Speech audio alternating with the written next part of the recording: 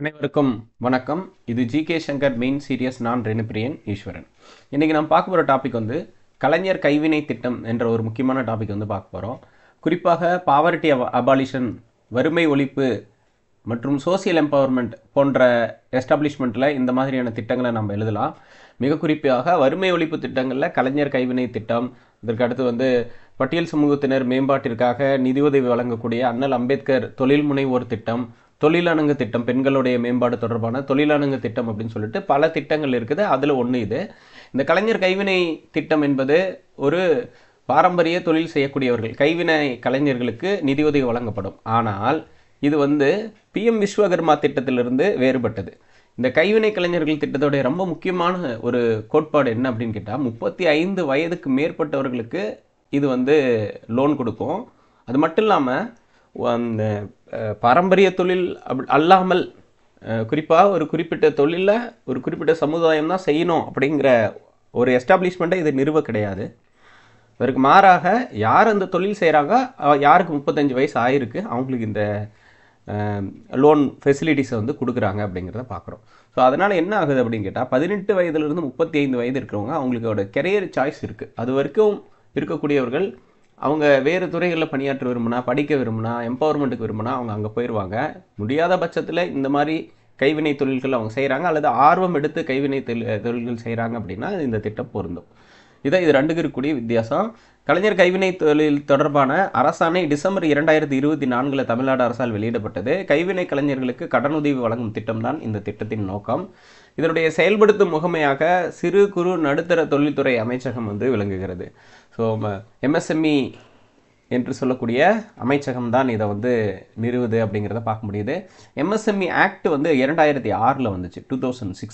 2006 வந்துச்சு. இந்த அமைச்சகம் மைக்ரோ ஸ்மால் மீடியம் என்டர்பிரைசஸை எம்பவர் பண்ணுறது தான் இதோடைய நோக்கமாக இருக்கிறதுனால இந்த மாதிரி நிறைய சிறப்பு திட்டங்களை கொண்டு வருது.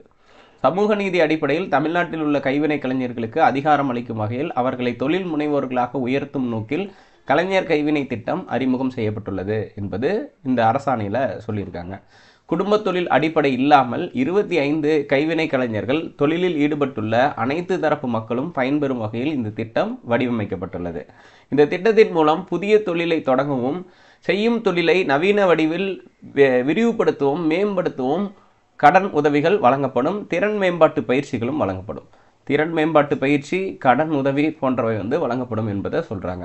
இந்த திட்டத்தில் அதிகபட்சம் 3 லட்சம் வரை கடன் உதவி வழங்கப்படுகிறது என்பதை பார்க்க முடிகிறது. அதிகபட்சம் 3 லட்சம் வரை கடன் உதவி வழங்கப்படுகிறது. 25% வரைக்கும் மானியமாக வழங்கப்படும். இப்போ எடுத்துக்காட்டு 1 லட்ச ரூபா கடன் தராங்க அப்படின்னு கேட்டால் அதில் 25,000 வரைக்கும் மானியம் வந்து கொடுப்பாங்க அப்படிங்கிறத சொல்கிறாங்க. அதுவே 2 லட்சம் அப்படின்னா 50,000, 3 லட்சம்னாலும் 50,000 தான். அப்போ மேக்ஸிமம் லிமிட் பார்த்திங்கன்னா 50,000 வந்து மானியம். 25% இதில் எது வந்து ப்ரையாரிட்டியோ அதை பார்த்து கொடுத்துருவாங்க. அது இல்லாமல் வட்டி மானியம் ஒரு 5% வந்து கொடுப்பாங்க என்பதை குறிப்பிடத்தக்கது. வட்டி மானியத்தில் ஒரு 5% வந்து கொடுப்பாங்க. பயனாளிகளுக்கு குறைந்தபட்சம் 35 வயது நிரம்பியிருக்கணும்.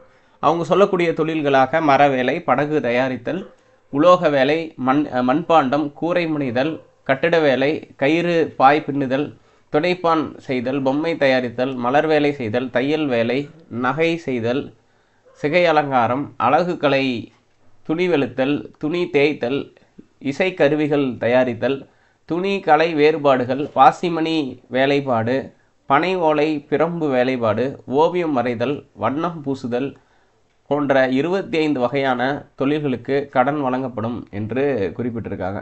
ஸோ இப்போ இது வந்து ரொம்ப முக்கியத்துவம் வாய்ந்த ஒன்றாக இருக்கிறது. ஆண்டுக்கு குறைந்தபட்சம் 10,000 பேர் பயன்பெறும் வகையில் இந்த திட்டம் செயல்படுத்தப்பட உள்ளது என்று அரசு தரப்பில் சொல்லியிருக்காங்க. இதுக்கான வெப்சைட் வந்து MSME ஆன்லைன் தமிழ்நாடு government.in என்று சொல்லக்கூடிய வெப்சைட்டில் தான் இதோடைய அப்ளிகேஷன்ஸ் வந்து கிடைக்குது. தகுதியான விண்ணப்பதாரர்கள் மாவட்ட தொழில் மைய பொது மேலாளர் தலைமையிலான குழு சரிபார்த்த பின்பு வங்கிகளுக்கு பரிந்துரை வழங்கப்படும்.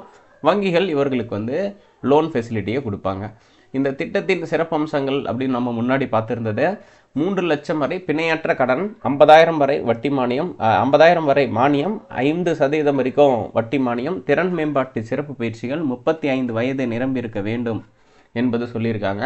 அப்புறம் என்னென்ன தொழில்கள், கட்டிட வேலையிலிருந்து மர வேலைப்பாடு, பாரம்பரிய முறையில் ஜவுளி அச்சிடுதல், தோல் கைவினைப் பொருட்கள், மீன்வலை தயாரித்தல், மலர் வேலைப்பாடு, மூங்கில் பிரம்பு சணல், நகை செய்தல், சிகை அலங்காரம், துணி நெய்தல், கலை வேலைப்பாடுகள், அதுக்கப்புறம் பூட்டு தயாரித்தல், இந்த மாதிரி பல்வேறு செயல்பாடுகள் இருக்குது. தையல் வேலை செய்தல், கூடை முனைதல், கயிறு பாய் பின்னுதல், மண்பாண்டங்கள் சுடுமண் வேலைகளை செய்தல், பொம்மைகள் தயாரித்தல், பாசுமணி வேலைப்பாடுகளை செய்தல், சிற்ப வேலைப்பாடு, ஓவியம் வரைதல், கண்ணாடி வேலைப்பாடுகள், பாரம்பரிய இசைக்கருவி தயாரித்தல், துணி வெளுத்தல், தேய்தல் போன்றவை இருக்கிறது.